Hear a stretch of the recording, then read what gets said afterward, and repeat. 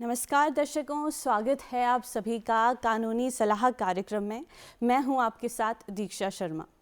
दर्शकों, इस कार्यक्रम में हम विभिन्न लीगल मैटर्स को आपके साथ डिस्कस करते हैं, आपको उनकी ब्रीफिंग, उनकी जानकारी प्रदान करते हैं। आज भी एक ऐसा ही संवेदनशील विषय आपके बीच हम चुनकर लाए हैं, जो है पॉक्सो एक्ट 2012। इस एक्ट की शुरुआत क्यों हुई, क्या इसके प्रावधान है, किस उम्र के बच्चों को इसके अंडर इंक्लूड किया जाता है? क्योंकि बच्चे, अगर हम भारत के एस्पेक्ट में बात करें तो बच्चे भारत की जनसंख्या का लगभग 37% है और इनके मनोभावों पर लैंगिक हिंसा का बहुत गहरा प्रभाव पड़ता है। चाहे वो मानसिक स्वास्थ्य हो, चाहे शारीरिक स्वास्थ्य, इन सभी को वो गहरे रूप से प्रभावित करता है। इसीलिए आवश्यक है हम इस बारे में जानें कि कौन से ऐसे रूल्स है, कौन से ऐसे रेगुलेशंस है जिनके माध्यम से हम अपने बच्चों को अच्छा भविष्य, अच्छा प्रेजेंट दे सकें। और आज पॉक्सो एक्ट से रिलेटेड जानकारी के लिए हमारे साथ मौजूद हैं श्री विनोद कुमार सोनी जी। आप अधिवक्ता हैं डिस्ट्रिक्ट एंड सेशन कोर्ट और साथ ही साथ हिमाचल हाई कोर्ट में भी आप प्रैक्टिस कर रहे हैं। नमस्कार सर, स्वागत है आपका दूरदर्शन हिमाचल पर। नमस्कार दीक्षा जी, और सभी दर्शकों का मैं स्वागत करता हूं, उनको प्रणाम करता हूं जी। और आपका धन्यवाद करता हूं। आपने आज अपने विचार डीडी शिमला के दर्शकों के साथ साझा करने का अवसर दिया है और एक बहुत ही प्रासंगिक और गंभीर विषय के ऊपर आपने मुझे बुलाया है। आपका धन्यवाद। जी सर। सर, हमारा सौभाग्य रहता है अगर कुछ ऐसे विषय होते हैं जो, जैसे आपने बात की कि आज हाल फिलहाल में भी ये विषय बहुत ही तर्क संगत हमें लगता है, तो ऐसे में इस विषय को लेकर आज हम अपनी जनता के बीच आए हैं। तो सर, पॉक्सो एक्ट की हम बात करते हैं, तो क्या इस एक्ट को लाने के पीछे के क्या इसके कारण रहे होंगे, और अगर इससे पहले भी कुछ धाराएं रही हो या कुछ ऐसे प्रावधान रहे हों जिससे जो लैंगिक हिंसा है उससे बच्चों को बचाया जा सके, महिलाओं, या फिर अगर हम ओवरऑल मेल फीमेल की बात करें तो उन्हें बचाया जाए, तो कुछ ऐसे प्रावधान पास्ट में भी रहे होंगे? अवश्य। ऐसा तो देखिए, कानून का विकास जी एक सतत प्रक्रिया है। जी। ये मानवीय विकास और समाज के विकास के साथ साथ निरंतर चलने वाली प्रक्रिया है। हमारे सारे दर्शक जानते हैं कि हम 1947 में ब्रिटिश कॉलोनियल से आज़ाद हुए। बिल्कुल। और 1950 में हमने अपने देश के संविधान को अंगीकार किया, स्वीकार किया और हमारा अपना संविधान अस्तित्व में आया। जी।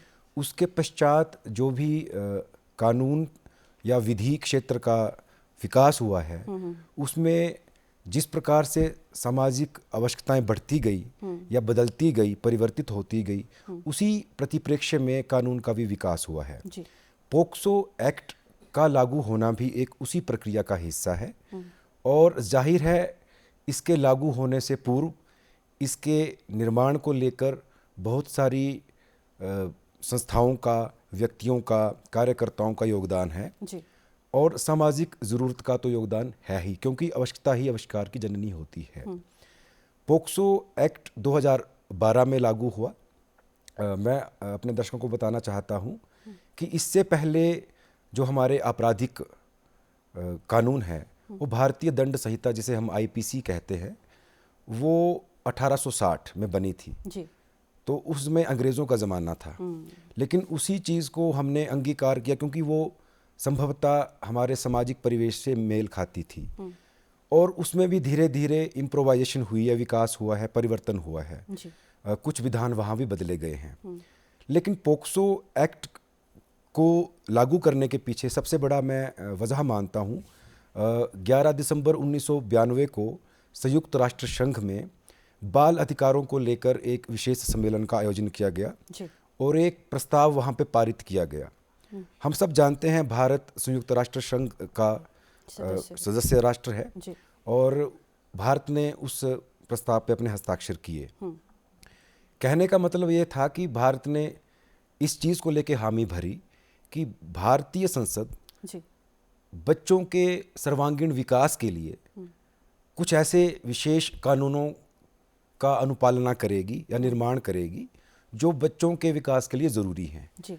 जो पॉक्सो एक्ट है, इसका जो पूरी फॉर्म है, prevention of children from sexual offences act 2012, जिसे हम इन शॉर्ट पॉक्सो कहते हैं। जी। तो इससे पहले मैंने कहा कि आईपीसी में कुछ एक विशिष्ट प्रावधान थे। तो मूल रूप से धारा 354 थी, जिसमें किसी भी महिला की गरिमा को चोट पहुंचाना या लज्जा भंग करना। दूसरा धारा 375 में, जिसमें बलात्कार या रेप की परिभाषा थी। जी। और 376 में उसके हिसाब से उसकी सजा थी। धारा 377 थी, जी। जिसमें अप्राकृतिक अपराध का वर्णन था। परंतु दुर्भाग्यवश जो आईपीसी कानून था वो जेंडर न्यूट्रल नहीं था, उसमें लैंगिक भेद था।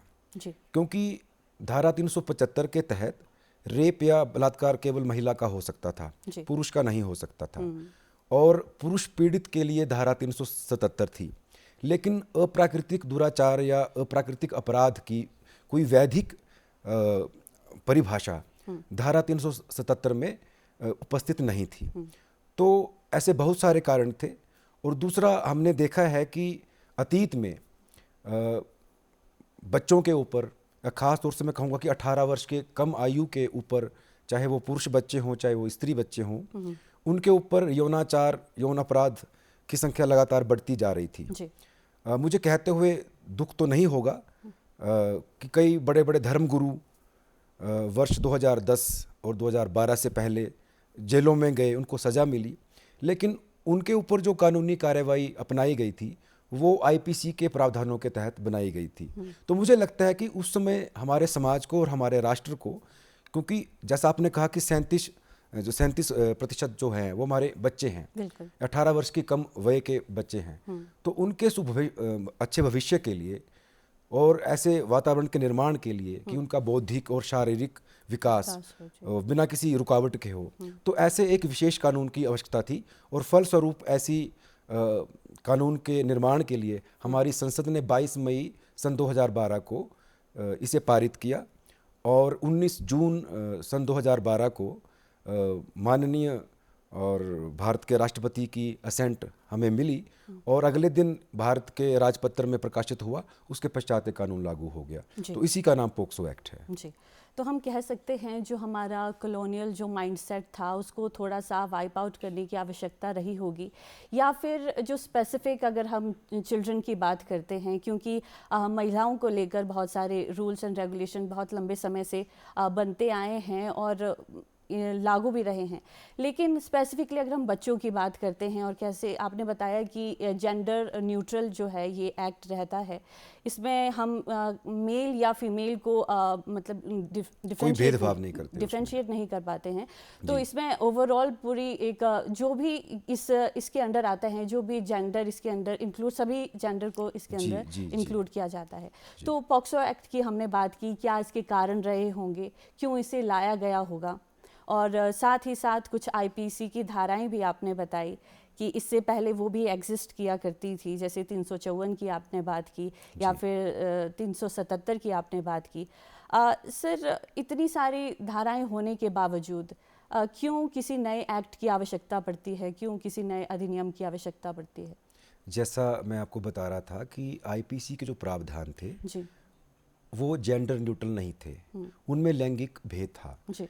इस विशेष अधिनियम में ऐसी व्यवस्था की गई है कि किसी भी लिंग का बालक जो 18 वर्ष से कम है, किसी भी प्रकार के यौन अनाचार का, यौन अपराध का या यौन हिंसा का शिकार होता है, तो उसे सुरक्षा प्रदान की गई है। चाहे वो मेल हो, फीमेल हो, चाहे ट्रांसजेंडर हो, इम्पोर्टेंट हो, उसका कोई भी लिंग हो। तो सबसे बड़ी खासियत तो ये है कि एक जेंडर न्यूट्रल कानून है। दूसरी बात था, जैसे जो आईपीसी के प्रावधान थे, अब जबकि आईपीसी भी बदल चुकी है, परंतु वो प्रावधान थोड़े बहुत उसके बराबर ही हैं। तो उसमें ना केवल जेंडर न्यूट्रलिटी थी, बल्कि जो लैंगिक यौनाचार है या यौन अपराध है, उसकी विशेष श्रेणी नहीं थी। क्योंकि कोई भी अपराध है वो सबसे पहले इंटेंट से प्रारंभ होता है, इच्छा से प्रारंभ होता है। अब किसी अपराधी प्रवृत्ति के व्यक्ति की जो दुर्भावना है, जिसको कानून में मैल इंटेंशन कहते हैं, वो ज़रूरी नहीं है कि पेनिट्रेटिव सेक्सुअल ऑफेंस हो, नॉन पेनिट्रेटिव सेक्सुअल असॉल्ट भी हो सकता है, जी किसी को गलत भावना से छूना, सहलाना, जी किसी के शरीर को उसके ना चाहते हुए छूना इत्यादि, तो ये सब जो है वो उस दुर्भावना के हिस्से हैं। जी। तो आईपीसी इन सारे मामलों को लेके साइलेंट थी। और एक तरह से वो डेफिनेशन भी शायद ढंग से उसमें प्रोवाइड नहीं की गई थी जो बिल्कुल। पॉक्सो एक्ट में हम देखते हैं कि बिल्कुल, जैसे आपने बिल्कुल। बात की कि पेनिट्रेटिव सेक्सुअल ऑफेंस की आपने बात की, या फिर सेक्सुअल असॉल्ट जी। या सेक्सुअल हरासमेंट, ये इन सभी को अलग से डिफाइन किया गया है। जी जी और बिल्कुल। शायद उसके रिलेटेड अगर हम कहें कि पनिशमेंट भी उसके अकॉर्डिंग ही उसमें बताई गई है। जी जी जी जी तो हम देख सकते हैं कि समय के साथ ये बदलाव भी ज़रूरी था, और ख़ासकर बच्चों की हम बात करते हैं क्योंकि बच्चों को हम एक जेंडर न्यूट्रल करके हमें देखना चाहिए, क्योंकि जी। जिसमें जैसे इम्पोर्टेंट भी हो सकते हैं, या फिर मेल फीमेल की हम बात करते हैं, जी। तो ये सभी सेक्शन को इसमें इंक्लूड किया गया। तो अवश्य। ये बहुत ही समय की एक बहुत बड़ी मांग भी थी और जी। बहुत बड़ी एक आवश्यकता भी थी, जिसे जी। पोक्सो एक्ट के माध्यम से शायद पूरा किया गया था। फिर सर हम इसमें देखते हैं बहुत सारे, शायद इसमें कुछ अमेंडमेंट भी लाए गए हैं समय के साथ, जी, शायद जी। 2019 की हम बात करते जी हैं। जी तो क्या इसमें किस तरह की पनिशमेंट के प्रावधान किए गए हैं, और क्या कितने समय तक की पनिशमेंट रहती है? कोई रिवॉर्ड भी दिया जाता है, कुछ मॉनेटरी हेल्प भी क्या विक्टिम्स की जाती है? कुछ इस बारे में थोड़ी जानकारी मैं आपसे क्षमा चाहूँगा, रिवॉर्ड तो नहीं है, पर उसके लिए उचित शब्द है कॉम्पेंसेशन, जी, कॉम्पनसेशन। या मैं कहना चाहूँगा मुआवजा। जी देखिए, जब कोई बच्चा यौन हिंसा का शिकार होता है, जी मेरे व्यक्तिगत विचार से ये एक इर्रिपेरेबल लॉस है। जी इसको आप सुधार नहीं सकते। जो उस बच्चे ने खोया है वो मुझे लगता है किसी भी न्यायिक प्रक्रिया से जो उसका व्यक्तिगत और उसका बौद्धिक जी जो नुकसान है उसकी भरपाई कभी नहीं हो सकती है। बिल्कुल। किंतु फिर भी हमारे नीति निर्माताओं ने, विधि निर्माताओं ने जी इस बात पे बल दिया है कि बहुत हद तक जो मेंटल ट्रॉमा उस बच्चे के ऊपर गुजरता है, तो वो उस ट्रॉमा से बाहर निकलने के लिए कुछ आवश्यक टूल्स, मैकेनिज्म ऐसा डेवलप किया जाए जी जो बहुत ज़रूरी है। तो पोक्सो एक्ट में जो बच्चे की परिभाषा है जी वो इसके अनुच्छेद 2D में परिभाषित है कि anyone who is less than age of 18 years, जी 18 वर्ष से कम वय का कोई भी व्यक्ति जी वो बालक माना जाता है, चाहे वो स्त्री हो पुरुष हो, कोई भी किसी भी लिंग का हो। तो एक बड़ी रिजिड सी परिभाषा हो गई है जी कि 18 वर्ष से नीचे का कोई भी व्यक्ति जो भारत का नागरिक है वो बालक की श्रेणी में आता है। जी और उसमें फिर ना केवल सेक्सुअल ऑफेंसेस की बात है, बट पोर्नोग्राफी को भी एक अपराध की श्रेणी में रखा गया है। जी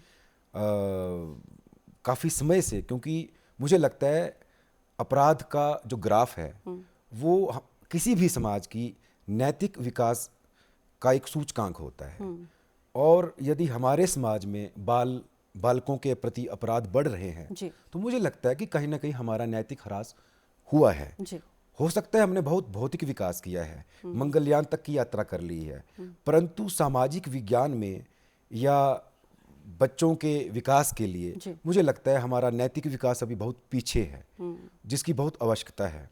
हमारा देश, आप समझते हैं, देवताओं की धरती है, बिल्कुल। ऐसा विश्वास है, जी और हमारी संस्कृति में सभी को ब्रह्म की संज्ञा दी गई है।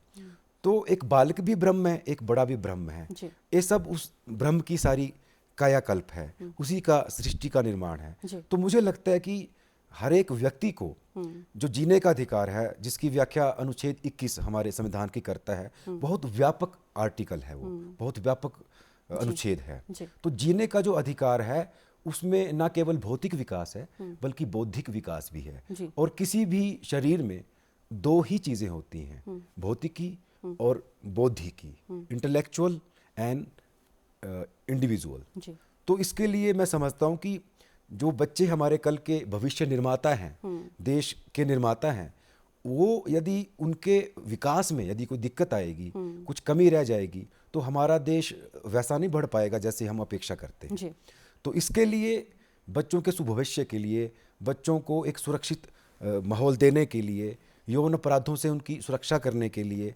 पोर्नोग्राफी में उनके प्रयोग को रोकने के लिए इस बड़े महत्वपूर्ण कानून को भारतीय संसद ने पारित किया था। जी, और काफ़ी एक लंबा समय इसको लगा बनने के लिए, और उसके पश्चात इम्प्लीमेंटेशन में भी काफ़ी समय हमने देखा कि लगता रहा है। लेकिन सर, जब हम बात करते हैं केसेस की, क्योंकि जैसे आज भी अभी मैं रिसेंटली एक न्यूज़ पढ़ रही थी, तो उसमें भी पॉक्सो एक्ट से रिलेटेड बहुत सारे केसेस हमें देखने को मिलते हैं। जी। तो क्या कारण है इतने सारे एक्ट्स बनते हैं, इतने सारे रूल्स एंड रेगुलेशंस बनते हैं, उसके पश्चात भी जो केसेस है उनमें कोई कमी नहीं देखने को मिलती है, वो समय के साथ बढ़ते ही जाते हैं। जी, जी। तो आपको क्या लगता है, क्या कारण है कि इतने स्ट्रिंजेंट जो हमारे रूल्स भी बनते हैं, उसके बावजूद भी केसेस में बढ़ोतरी क्यों देखने को मिलती है? इसका जवाब मैं आपको पहले दे चुका हूँ कि सबसे पहला जो कारण मैं मानता हूँ अपने व्यक्तिगत तौर पे, जो हमारे नैतिक मूल्यों का ह्रास है। जी। ये हमारे सामाजिक विकास का एक सूचकांक है, आपको मानना पड़ेगा। जी। कहीं ना कहीं हम अपनी दुर्भावनाओं को, गलत इच्छाओं को पूरा करने के लिए जी। बच्चों की परवाह नहीं कर रहे हैं, और इस कारण से अपराधों की संख्या जो है वो बढ़ती जा रही है। जी। आपको याद होगा जब दिल्ली में एक निर्भया केस हुआ था, जी। उसके पश्चात बड़े सख्त कानून बने थे। जी। जो आईपीसी की धारा 375 थी, उसमें जो रेप की परिभाषा थी उसको और रिजिड किया गया था। तो उसके बावजूद भी क्या केस कम हुए? केस तो बढ़ते जा रहे हैं। तो एक तो मैंने आपको पहले बताया कि हमारा एक नैतिक मूल्यों का ह्रास है, अवमूल्यन हुआ है। दूसरा, मैं जो ग्राफ संख्या बढ़ रही है अपराधों की, उसका एक कारण मैं मानता हूं कि जो अवेयरनेस लेवल बढ़ा है, उसके पश्चात इन केसेस को रिपोर्ट करने की इच्छा बलवती हुई है, न्याय मांगने की इच्छा बलवती हुई है। बड़े सारे बाल अधिकार संगठन, महिला अधिकार संगठन जो हैं वो इस दिशा में निरंतर काम कर रहे हैं, तो उनकी एक विजय तो है। और दूसरी जो मैं उसका एक और कारण समझता हूँ कि बच्चे अपने लिए न्याय चाहते हैं, और क्यों ना चाहें। हम एक लोकतांत्रिक व्यवस्था में रह रहे हैं, और जब सबको राइट टू लाइफ अवेलेबल है, तो why not to avail that. तो एक तो ये कारण है, तो रिपोर्टिंग की इच्छा बलवती हुई है, और समाज का जो नैतिक ग्राफ है थोड़ा नीचे जा रहा है, जो बड़े दुख का विषय है। जी सर, इसमें डिफ़ाइन किया गया है जो चिल्ड्रन 1 से 18 साल के जो बच्चे हैं, उसको इसमें इंक्लूड किया गया है। तो ऐसे में जब इस एज ग्रुप में बच्चा होता है, तो उसके पास इतनी जानकारी नहीं होती है, इतनी नॉलेज नहीं होती है कि उसे किस प्रकार की जो एक्टिविटीज़ है वो उसके अगेंस्ट जा रही है, या उसकी बॉडी के जो प्लेजर्स जो दूसरा इंसान उठा रहा है वो उसके लिए सही नहीं है। तो ऐसे में क्या कौन ऐसे इंसान हो सकते हैं जो उसके फेवर में आगे चलकर केस फाइल कर सकते हैं, या फिर कोर्ट में आगे अपनी अपील कर सकते हैं? आपका बड़ा अच्छा सवाल है जी। क्योंकि एक आयु तक बच्चा अबोध होता है। जी। हमारे कानून की व्याख्या के अनुसार 7 वर्ष का प्रत्येक बच्चा जो है उसको एडोलसेंट माना जाता है, अबोध माना जाता है, उसको कोई ज्ञान नहीं होता। जी। तो आपने जैसे कहा कि अनचाहा स्पर्श या किसी व्यक्ति द्वारा दुर्भावना से ग्रसित होकर किया गया ऐसा स्पर्श बच्चे को खुद मालूम नहीं है, तो वो कैसे रिपोर्ट करे? तो मुझे लगता है कि सबसे पहला जो कर्तव्य है वो अभिभावकों का बनता है, और उनको ध्यान रखना है। और मुझे लगता है कि सबसे बड़ा दोस्त, सबसे बड़ा गुरु यदि किसी बच्चे का होता है वो उसकी माँ होती है, और उसके पश्चात पिता होता है। तो माता पिता का ये फर्ज है कि वो निगहबान रहें, सतर्क रहें, अपने बच्चे को ऑब्जर्व करते रहें, और बच्चे के क्रियाकलाप से पता चलता है।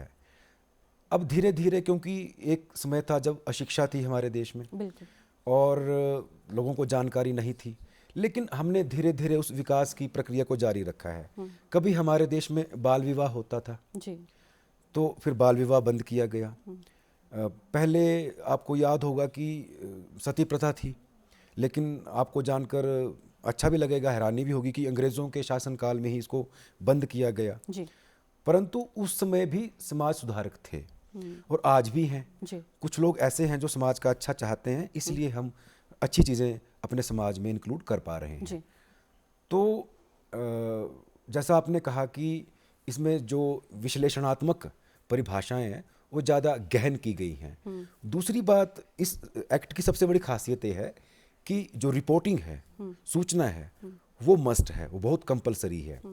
ज़रूर अब जैसे बच्चे को नहीं पता है, मान लीजिए अभिभावक को भी पता नहीं है, तो यदि किसी ऐसे इंसान को पता लग जाता है कि कोई ऐसा अपराध ऐसा हुआ है या किसी ऐसे अपराध के होने की अपेक्षा है या संभावना है, तो उसका इस एक्ट के आने के बाद उसका वैधानिक कर्तव्य बन जाता है कि वो इसकी सूचना निकटतम पुलिस को दे।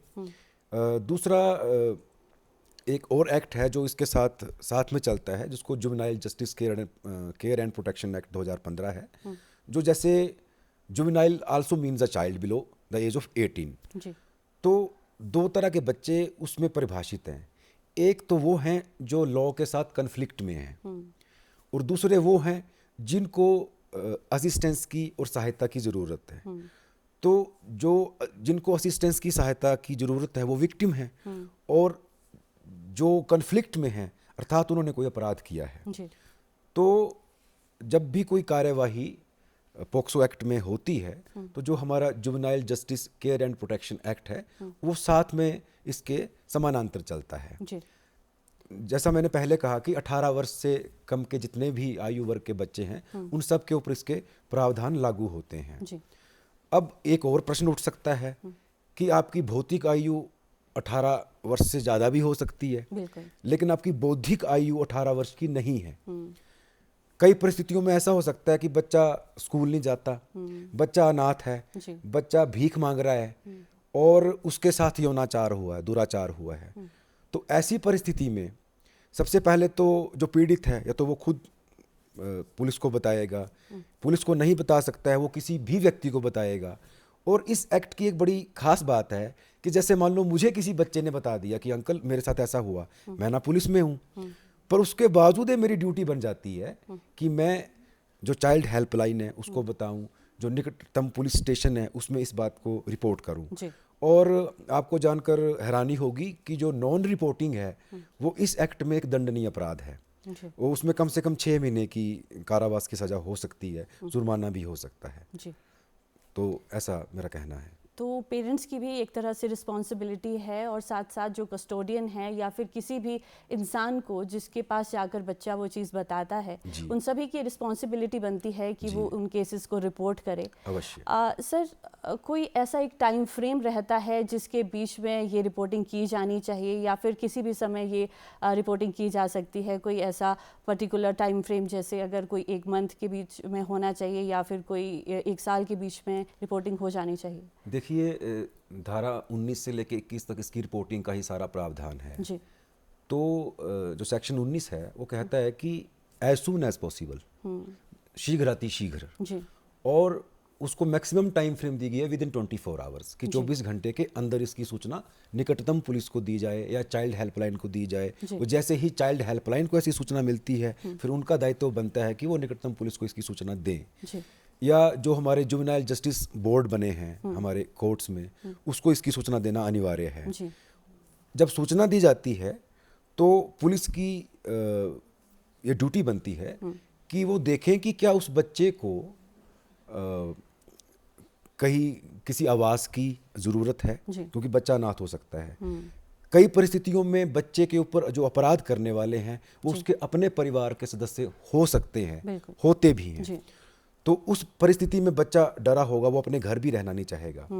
तो उसके बाद पुलिस की ड्यूटी है कि वो उसको एक एप्रोप्रिएट जगह पे ले जाए जहाँ पे वो मेंटली और फिजिकली अच्छा फील कर सके और वो उस ट्रॉमा से बाहर निकलने की जो उसकी कोशिश है उसमें सहायता मिल सके।